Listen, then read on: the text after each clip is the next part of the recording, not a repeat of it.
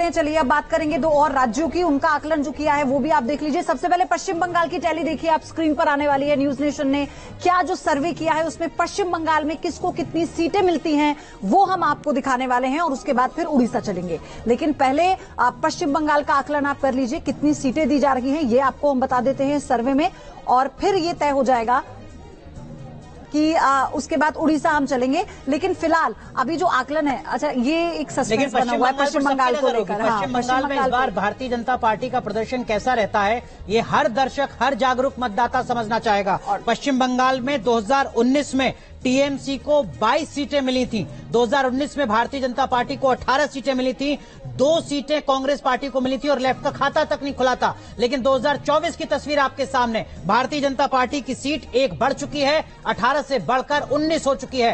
TMC वहीं पर टिकी हुई है जहां 2019 में थी, 22 सीटें इस बार भी टीएमसी को मिल रही हैं। कांग्रेस पार्टी को 1 सीट का नुकसान यहां पर पयोदी हो रहा है। पिछली बार 2 सीटें मिली थी, इस बार 1 सीट मिल रही है। और वो पॉलिटिकल पार्टी जिसने 30 साल तक पश्चिम बंगाल में राज किया, लेफ्ट पार्टी, उसका एक बार फिर खाता तक नहीं खुल रहा है पश्चिम बंगाल में। तो यहाँ पर बीजेपी को 1 सीट का फायदा होते हुए, कांग्रेस को 1 सीट का नुकसान होते हुए आपको नजर आ रहा है। लेफ्ट का यहाँ खाता नहीं खुल रहा है। लेकिन ये जो आकलन है ये आपको समझ में आएगा कैसे, जब आप ये स्क्रीन देखेंगे। और अब हम बात करते हैं उड़ीसा की। पश्चिम बंगाल के बाद जान लीजिए उड़ीसा में बीजेपी को 14 सीटें मिलती, बीजेडी को 6 सीटें मिलती हुई दिखाई दे रही है यहाँ पर, और साथ ही कांग्रेस के खाते में 1 सीट यहाँ पर आती हुई नजर आ रही है, और अन्य के खाते में कुछ नहीं। लेकिन फिलहाल उड़ीसा का जो आकलन है वो हम आपको दिखा रहे हैं। तो 14 बीजेपी को, 6 बीजेडी को, 1 कांग्रेस को।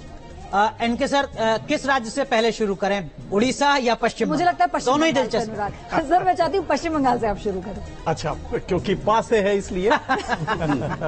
जी, पश्चिम बंगाल में सर कांग्रेस पार्टी, अधीर रंजन चौधरी जो बगावत कर रहे थे, बिल्कुल आमने सामने लड़ गए ममता बनर्जी से कि नहीं साहब हम झुकेंगे नहीं।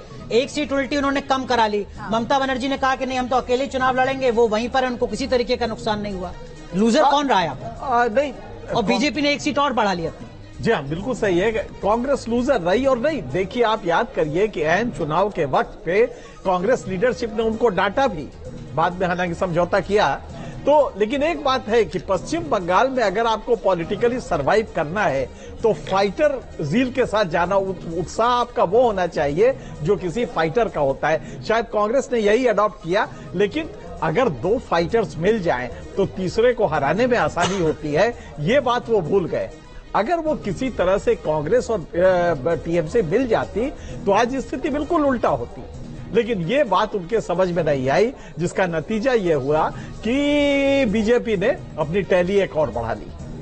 जी सर, लेकिन इसी के साथ राहुल सर, अब पश्चिम बंगाल की हम बात करते हैं, लेकिन अब टीएमसी को यहाँ पर अभी फिलहाल कोई नुकसान होता नजर नहीं आ रहा। इससे पहले भी हमने यही देखा था, इतना गढ़ मजबूत है ममता बनर्जी का, आप उन्हें छूकर नहीं निकल पा रहे हैं। तो ये किसके लिए, अगर कांग्रेस के लिए यहाँ पर लॉस है, बीजेपी की भले 1 सीट यहाँ पर बढ़ी हो, लेकिन स्ट्रैटेजी कहीं ना कहीं ममता बनर्जी को नहीं छू पाती बीजेपी की। देखिए ममता का ज्यादा नुकसान तो दिख नहीं रहा है, केवल 1 सीट का नुकसान दिख रहा है। नहीं सर, वहीं पर है कांग्रेस का नुकसान है। तो कांग्रेस के लिए अब वहां पर एक बड़ा संकट है, भविष्य का संकट लगभग उसी तरह का जैसा वहां लेफ्ट के सामने है।